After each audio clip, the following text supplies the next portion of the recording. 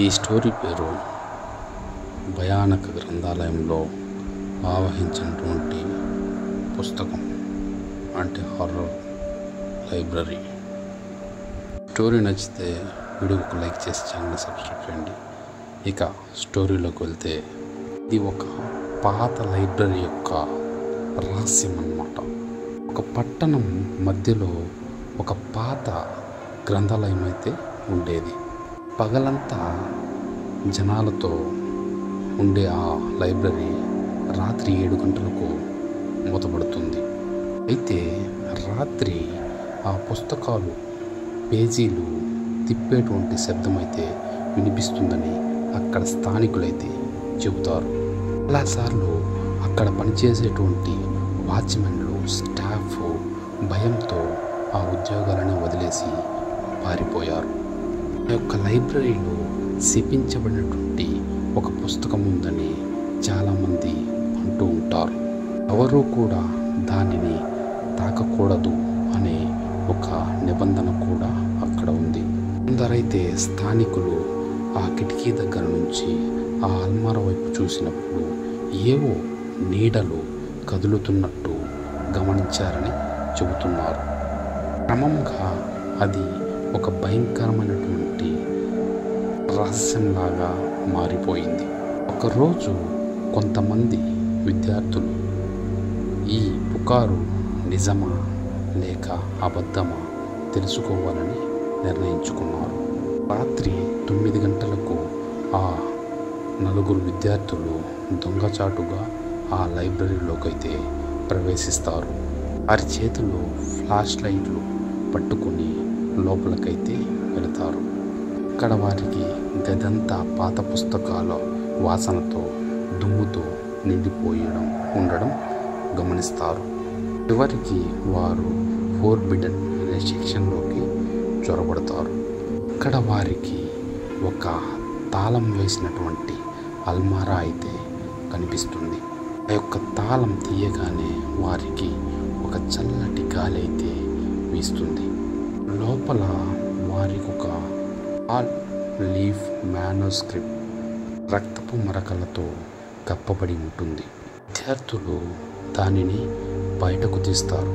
వారికి ఆ పుస్తకం భయంకరంగాను అలాగే ఒక వింతగాను కనిపించింది. వారు మొదటి పేజీని తిప్పారు. అయితే వారికి అర్థం కానటువంటి భాషలో అయితే అక్కడ రాసి ఉంది. ఒక్క లైను మాత్రం వారికి అర్థమయ్యే భాషలో అయితే ఉంది.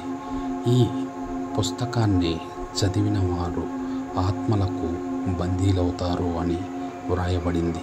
అది వారికి కనిపించింది. చూసి ఒక విద్యార్థి మూర్ఛపోతాడు.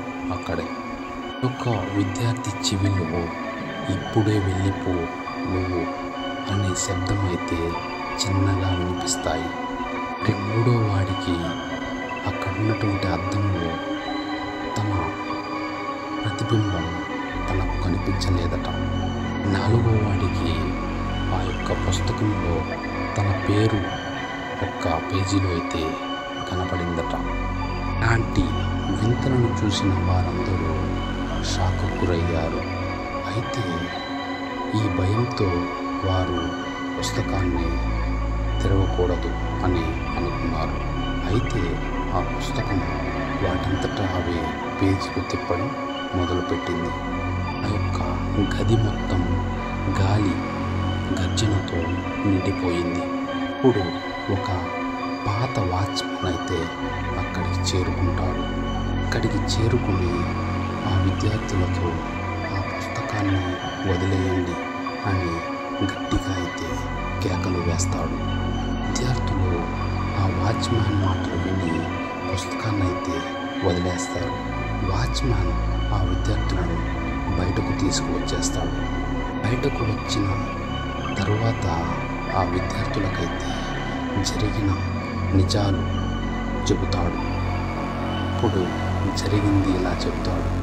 1947లో పార్టీషన్ సమయంలో ఒక అక్యుల్టిస్ట్ ఆ పుస్తకాన్ని ఇక్కడ దాచాడు అని చెప్పాడు. ఆ అక్యుల్టిస్ట్ అప్పుడే పుస్తకాన్ని పెట్టి మాయమైపోయాడు. అయితే అతని యొక్క ఆత్మ ఆ పుస్తకంలో బంధించబడి ఉంది.